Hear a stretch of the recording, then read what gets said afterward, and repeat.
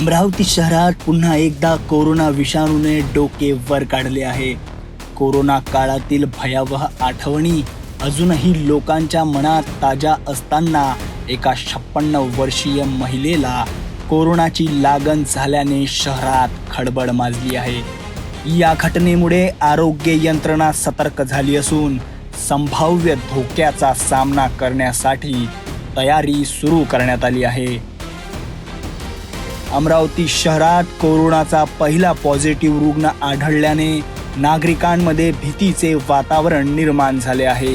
अमरावती महानगरपालिका क्षेत्रातील 56 वर्षीय महिलेला श्वास घेण्यास त्रास जाणवल्याने तिने तपासणी केली आणि तिचा अहवाल पॉझिटिव्ह आला आहे. सध्या या महिलेवर गृहविलगीकरणात उपचार सुरू आहेत. आरोग्य विभाग आणि महानगरपालिकेचे पथक तातडीने सक्रिय झाले असून पॉझिटिव्ह आलेल्या महिलेच्या कुटुंबियांशी संपर्क साधण्यात आला आहे. त्यांच्या संपर्कात आलेल्या इतर व्यक्तींचा शोध घेतला जात आहे, जेणेकरून संसर्गाचा फैलाव रोखता येईल. कोरोनाच्या संभाव्य लाटेचा धोका लक्षात घेता जिल्हा प्रशासनाने तातडीने पावले उचलली आहेत.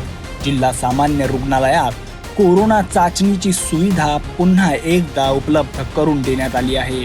यासोबतच कोणत्याही गंभीर परिस्थितीचा सामना करण्यासाठी रुग्णालयात 10 खाटांचा कोरोना वार्ड तयार करण्यात आला आहे, अशी माहिती जिल्हा शल्यचिकित्सक डॉक्टर दिलीप सौंदडे यांनी दिली आहे.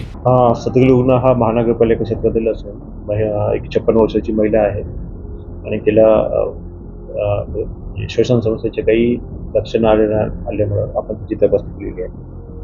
त्याबाबत तिची तपासणी करून तिला उपचार चालू करण्यात आलेले आहेत. सध्या ती घरीच त्याच्यावर क्वारंटाईन करण्यात आलेलं आहे आणि महानगरपालिकेमार्फत त्याचे जे संबंधित कुटुंबीय आहेत किंवा संपर्कातील लोक आहेत त्यांचे सॅम्पल घेऊ होतात.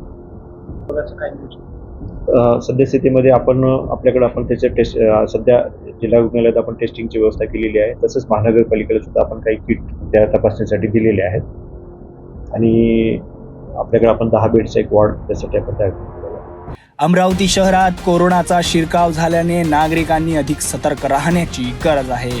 मास्कचा वापर करणे, सामाजिक अंतर राखणे आणि वेळोवेळी हात धुणे यांसारख्या नियमांचे पालन करणे आवश्यक आहे. आरोग्य विभागाने दिलेल्या सूचनांचे पालन करून आपण या संभाव्य धोक्याला सामोरे जाऊ शकतो. अधिक माहिती आणि ताज्या अपडेट्ससाठी सिटी न्यूज सोबत जोडले रहा.